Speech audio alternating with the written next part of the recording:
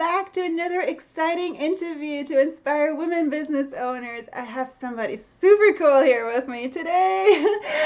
It's Christina Salerno from Living Quirky. She's super cool. She works with individuals, small businesses, and communities, and she helps people to make their dreams happen. That sounds really exciting, and she actually has a handle on that.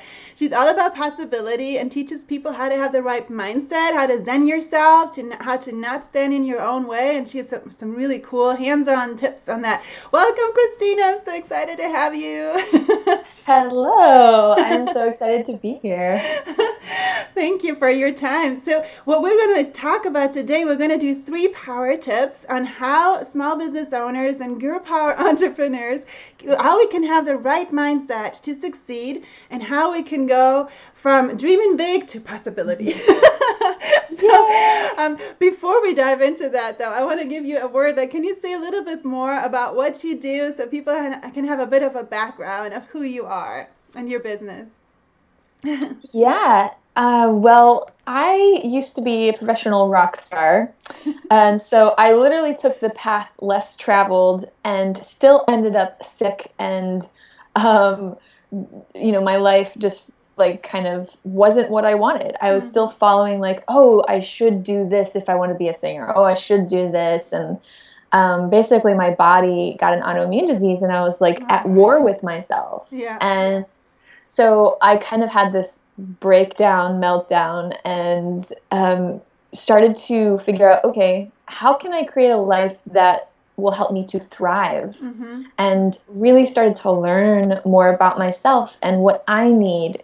And because I felt oftentimes like I would have to fit myself into different boxes, whether it would be a good student box or a rock star box. There was all these boxes, and if I didn't match that, then I would get bullied, or I would get criticized, or people name calling or things, all sorts of crazy stuff.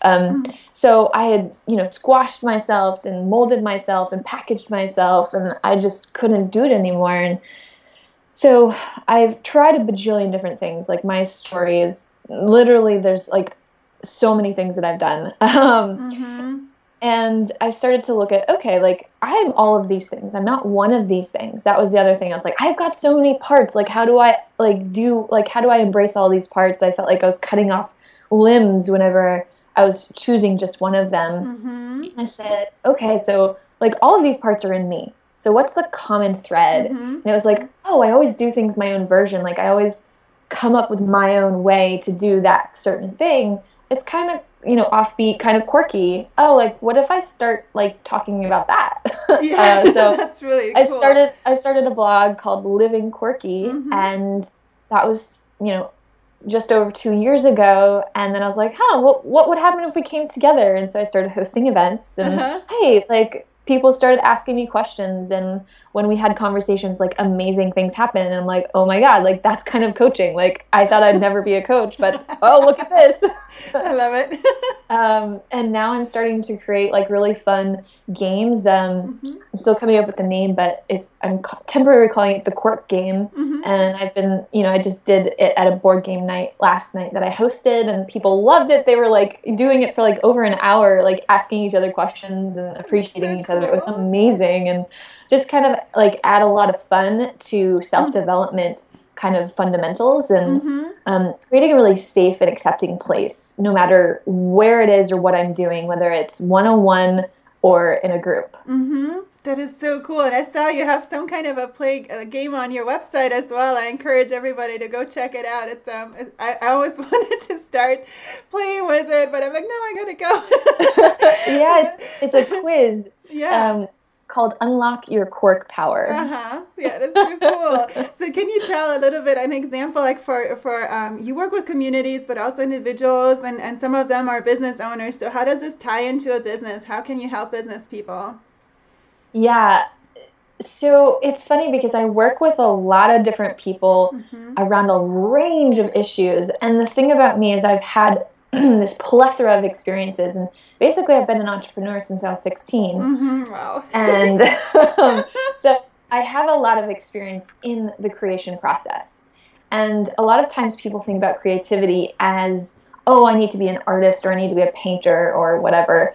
And I really look at creativity as anything that you're doing, whether that is you are creating your career or you're creating a business or you're creating a life or you're creating a relationship. Like your relationship to the world is an act of creation. Yeah. So every single moment you're creating, and it's just with what intention, with what perspective, with which lens are you in that relationship to the creation process. And so that's really what I focus on is what do you want in the world? How do you want to live? And sometimes you have to go inwards, you know, self-inquiry questions. And sometimes you have to go outwards and have experiments and try things, because it's in that relationship both with yourself and the world that you find, you know, how to, you know, you find that like inner fire, right? Like, so oftentimes people are like, how do I be more motivated? I'm like, if you do what you love, like you don't have to convince yourself to do anything, right? Like, so when it comes to businesses, I really help people with unlocking those blocks, like those inner blocks. Like I love navigating the emotional internal landscape, because there's so many things that can hang us up along the way. Our fears, our anxieties, our doubts, your self-worth, like all of these things. I love working with those and loving them and being in companionship with your internal selves. Then also, you know, like, so there's the internal and there's the external, which is, you know, going out and trying things, experimenting, having fun, having play, you know, delighting yourself and others. And then there's also like the mindset piece, which is like, you know, taking action. In which ways are you, you know, it's again that like relationship part of it. So nice. Oh my gosh, I could talk for hours with you. And we'll definitely have to do some more together. But for now, let's zoom in and turn it into 3 power tips. So if we go onto the key topic, for women business owners, small business owners who have limited resources, can you give them 3 power tips on how they can have the right mindset to succeed and go from dreaming big to possibility and action? Yeah. So mindset is all about perspective. Like really that's what it is. And perspective is everything. Like it goes back to that, is the glass half full or is it half empty? Right. And the thing is, it is both of them. Oh. Both are true. Like we try to say, oh, it's half full. But you're like, wait, it is also half empty. It's both of them.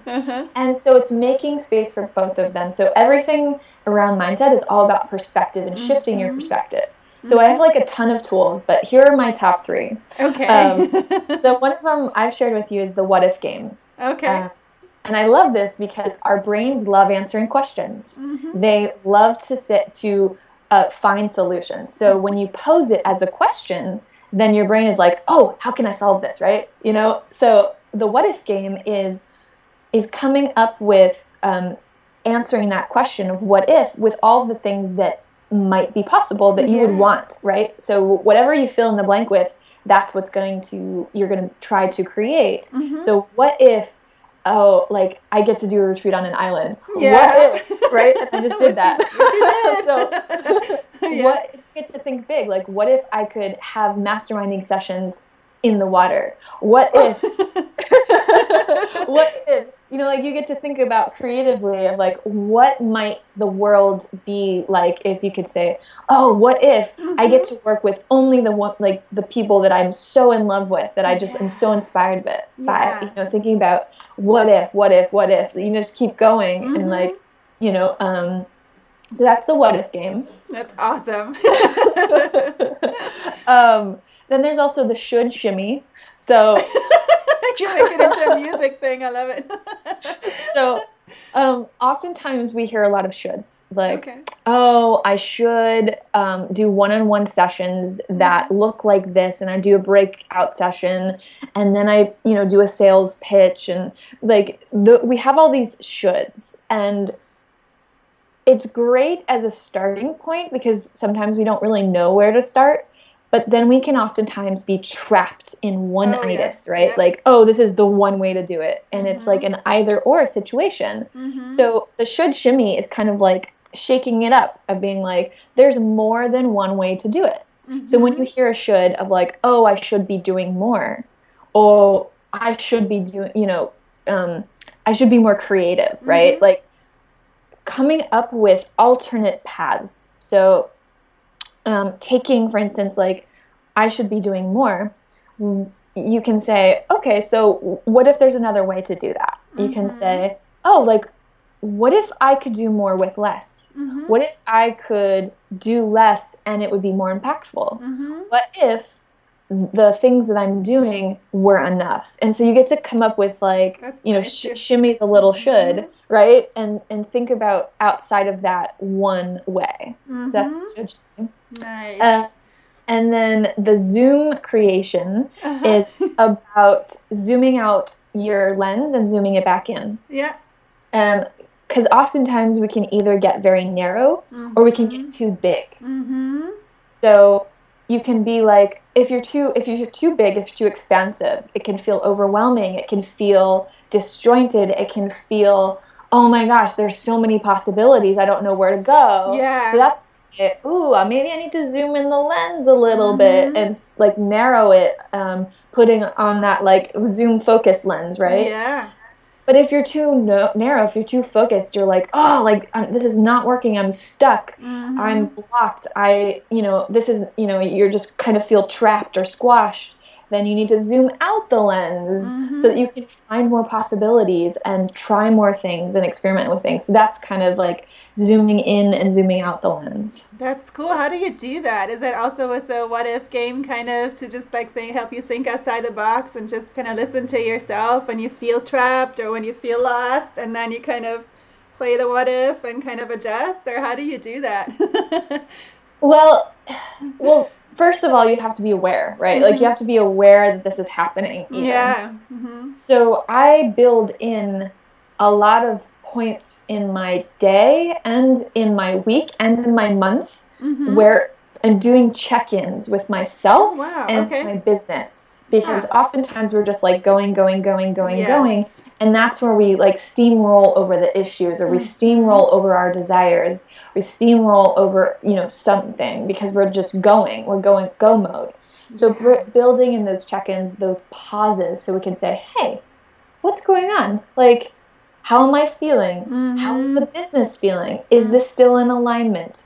Because when we start out, we have all these assumptions. We haven't done anything. And so we say, ooh, I'm going to create my plan and my vision, and then I'm going to execute it and implement it.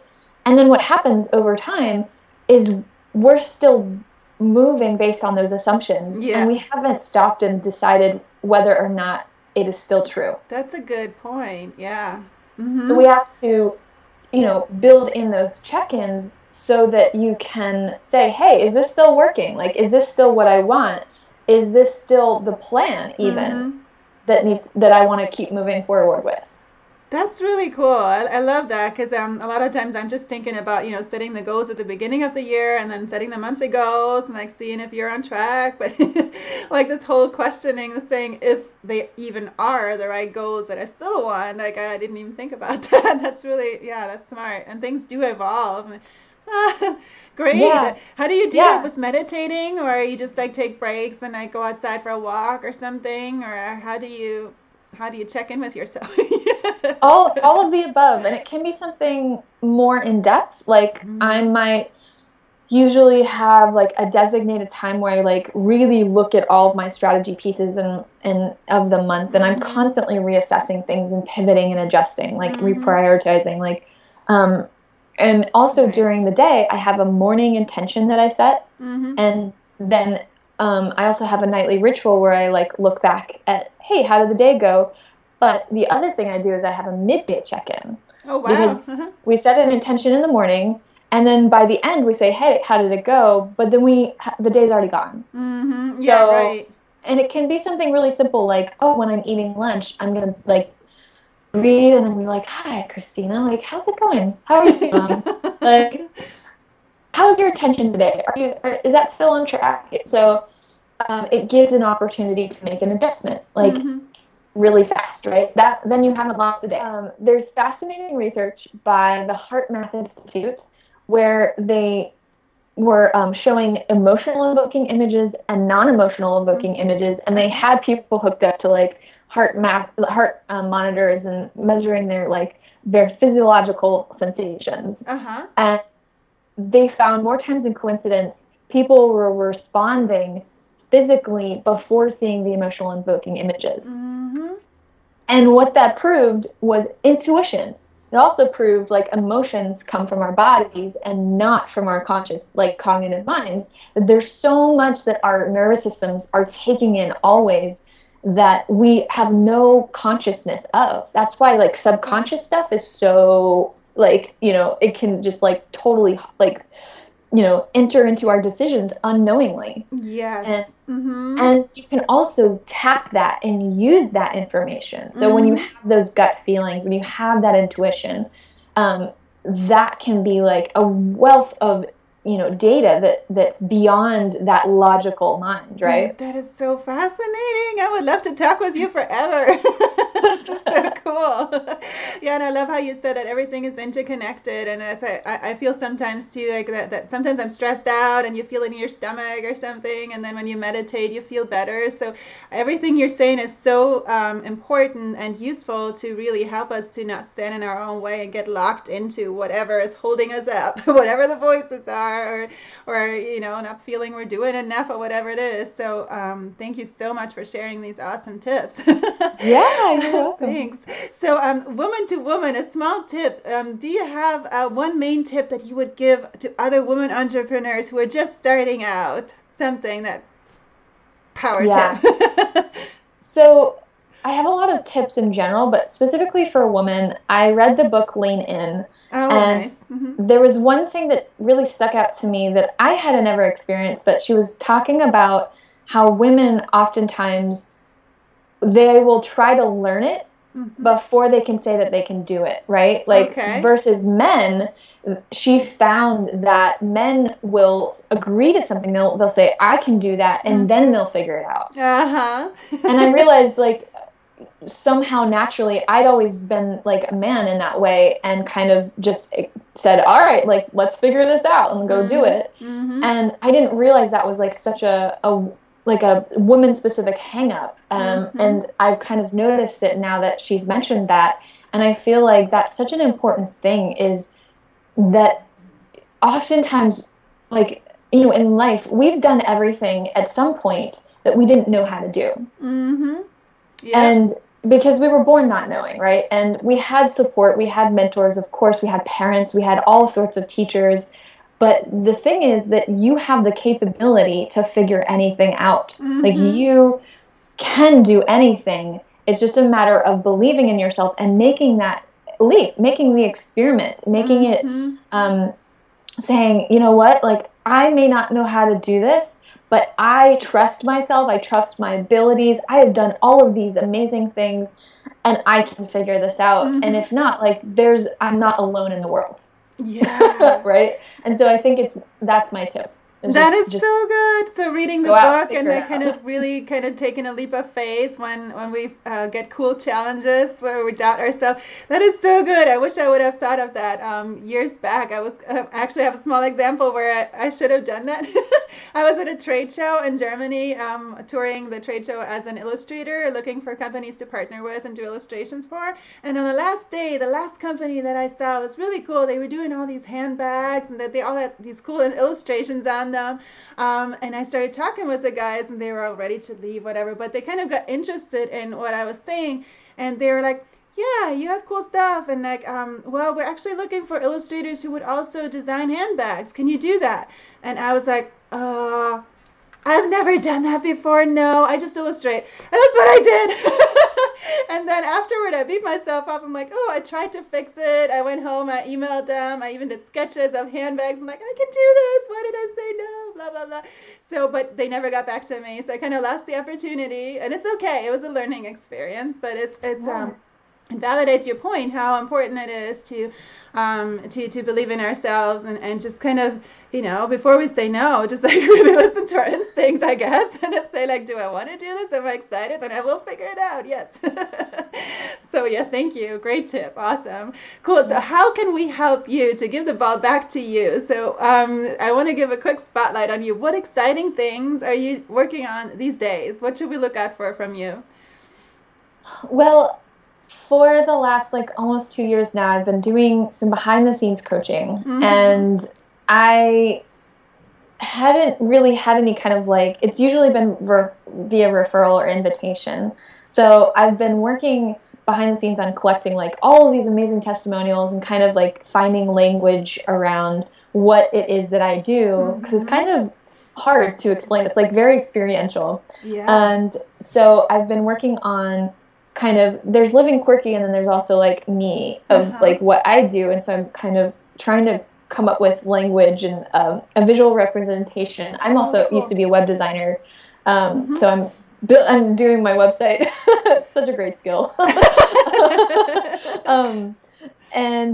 So yeah, that's what I'm really, really excited about, is kind of bringing these behind the scenes amazingness that I've been doing for so long out more into the, in a visual way, so that people can say, oh wow, like I didn't know that she was doing all that awesomeness. We just did a video shoot on like the other day about asking people, what does quirky mean to you, and how do you feel in your relationship with the world? Like, do you feel like your quirkiness is okay? And how do you feel in the living quirky community? And so it was just like, by the end of the day, I was in tears. I was like, oh my God, like this is so beautiful. And so we're making some films so that it's like multiple perspectives. That's like always what it's meant to be, is because there's no one way to be quirky. Like, it's a philosophy, it's a way of being in which is based on who you are, not who everyone thinks you should be. And there's not a prescription. There's not a one size fits all. And so we need to really represent that by having many voices.